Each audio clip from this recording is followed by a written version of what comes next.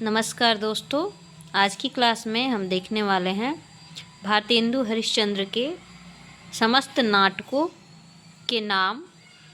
ठीक है, इसमें उन्होंने अनुदित नाटक और मौलिक नाटक दो तरह के नाटकों की रचना की है। तो नाटककार के रूप में हम देखेंगे इन नाटकों का प्रकाशन वर्ष क्या है, इन नाटकों की विधा क्या है और अनुदित नाटक कौन कौन से हैं, मौलिक नाटक कौन कौन से हैं, अनुदित नाटक किस नाटक से अनुवादित किए गए हैं। ठीक है, यह सब आज हम महत्वपूर्ण तथ्यों को देखेंगे भारतेंदु हरिश्चंद्र के नाटकों के बारे में। ठीक है, तो सबसे पहले देखते हैं भारतेंदु हरिश्चंद्र का अनुदित नाटक। ठीक, तो भारतेंदु हरिश्चंद्र का पहला नाटक है विद्या सुंदर। ठीक है, अनुदित नाटकों की अभी हम बात कर रहे हैं। तो उन्होंने 6 अनुदित नाटक लिखे हैं।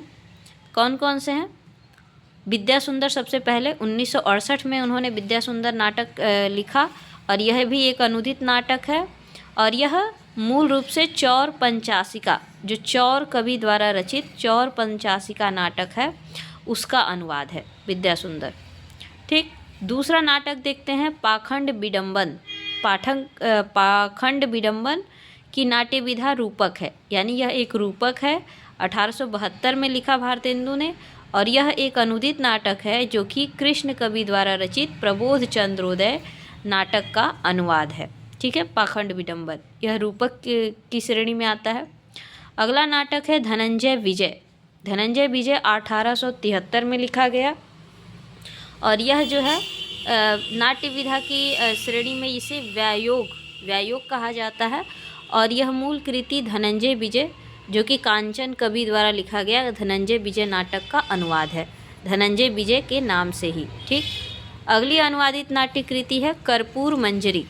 कर्पूर मंजरी यह कृति 1875 में लिखा भारतेंदु ने। ये नाट्य विधा के अंतर्गत षट्टक के अंतर्गत आती है और यह मूल रूप से राजशेखर, प्राकृत भाषा के कवि राजशेखर की कृति कर्पूर मंजरी की से अनुवादित है।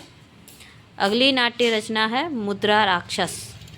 मुद्रा राक्षस सन 1878 में। यह नाटक जो है विशाख दत्त की रचना मुद्रा राक्षस का अनुवाद है, सन 1868 में लिखा भारतेंदु ने। अगली नाट्य कृति है दुर्लभ बंधु। दुर्लभ बंधु 1880 में लिखा भारतेंदु जी ने। यह नाटक अंग्रेजी के प्रसिद्ध नाटककार और कवि विलियम शेक्सपियर की रचना मर्चेंट ऑफ वेनिस का अनुवाद है दुर्लभ बंधु नाम से। 1880 में यह कृति आई भारतेंदु की। तो ये उनके कुल 6 मौलिक नाटक हैं, विद्या सुंदर, पाखंड विडंबन, धनंजय विजय, कर्पूर मंजरी, मुद्रा राक्षस और दुर्लभ बंधु। इसके बाद हम देखते हैं इनके मौलिक नाटकों को। तो इनके मौलिक नाटकों में 8 ऐसे नाटक हैं जो कि पूर्ण हैं और इनकी कुछ अपूर्ण नाट्य कृतियाँ भी हैं। 6 उनकी अपूर्ण नाट्य कृतियाँ हैं। तो मौलिक नाटकों में कौन से ऐसे नाटक हैं जो कि पूर्ण है?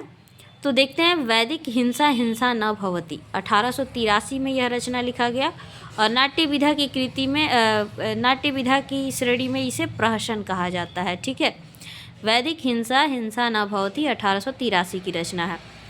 दूसरा नाटक इनका मौलिक नाटक है सत्य हरिश्चंद्र। यह नाटक मौलिक है परंतु यह क्षमेश्वर कृत चंड कौशिक नामक नाटक के आधार पर लिखा गया है, अनुवादित नहीं है बल्कि क्षमेश्वर कृत चंड कौशिक नाटक को आधार बनाकर लिखा गया है सत्य हरिश्चंद्र। ठीक है, अगला नाटक है श्री चंद्रावली। 1876 में यह नाटक लिखा गया और यह नाट्य विधा की श्रेणी में इसको नाटिका कहा जाता है, श्री चंद्रावली नाटिका। 1876 में लिखा इसे भारतेंदु जी ने। अगला नाटक है विशस्य विषमौषधम। इसकी रचना 1876 में की गई और यह नाट्य विधा की श्रेणी में इसे भाण कहा जाता है। ये भाण नाटक है जो कि एक पात्रीय नाटक है, यानी इसमें एक पात्र है। ठीक है, विशस्य विषमौषधम 1876 की रचना है। अगली रचना है भारत जननी 1877 में। यह नाट्य विधा में इसको नाट्य गीत कहते हैं। भारत जननी नाटक जो है क्या है, नाट्य गीत है 1877 में। और अगला नाटक है भारत दुर्दशा। भारत दुर्दशा नाटक 1880 का है और नाट्य विधा की श्रेणी में इसे नाट्य रासक कहा जाता है। ठीक है, यह नाट्य रासक की श्रेणी में आता है। ठीक, 1880 इसका प्रकाशन वर्ष है। इसके बाद अगला नाटक है नील देवी। नील देवी 1881 की रचना है और इसे यह गीति रूपक की श्रेणी में आता है, गीति रूपक, ठीक है, 1881 की रचना है। अगली रचना है अंधेर नगरी। अंधेर नगरी भी 1881 में लिखा गया। यह भारतेंदु जी का बहुत ही प्रसिद्ध नाटक है जो कि प्रहसन की श्रेणी में आता है, ठीक है, प्रहसन है ये, ठीक, हास्य व्यंग, ठीक, तो ये प्रहसन की श्रेणी में आता है 1881। तो कुल मिला के भारतेंदु की जो मौलिक नाटक हैं 8 कौन कौन से हैं? वैदिकी हिंसा, हिंसा न भवति, सत्य हरिश्चंद्र, श्री चंद्रावली, विशस्य विषमौषधम, भारत जननी, भारत दुर्दशा, नील देवी और अंधेर नगरी। इसके बाद भारतेंदु की कुछ नाट्य कृतियाँ जो कि अपूर्ण हैं, उसमें है प्रेम जोगनी 1875 की, यह नाटिका की श्रेणी में आता है। सती प्रताप 1883 में लिखा गया, यह गीति रूपक की श्रेणी में आता है। प्रवास नाटक 1868 की रचना है। नवमल्लिका, रत्नावली और मृक्षकटिक, ठीक, तो ये जो 6 रचनाएं हैं वह उनकी नाट्य कृतियाँ अपूर्ण रह गई हैं। प्रेम जोगनी, सती प्रताप, प्रवास नाटक, नवमल्लिका, रत्नावली और मृक्षकटिकम। तो इस प्रकार हमने देखा कि भारतेंदु ने अनुदित और मौलिक दोनों तरह के नाटकों की रचना की है, ठीक है। 6 इनके अनुदित नाटक हैं, 8 इनके मौलिक नाटक हैं और 6 ऐसे नाट्य कृति हैं जो कि क्या है, अपूर्ण रह गए हैं, ठीक है।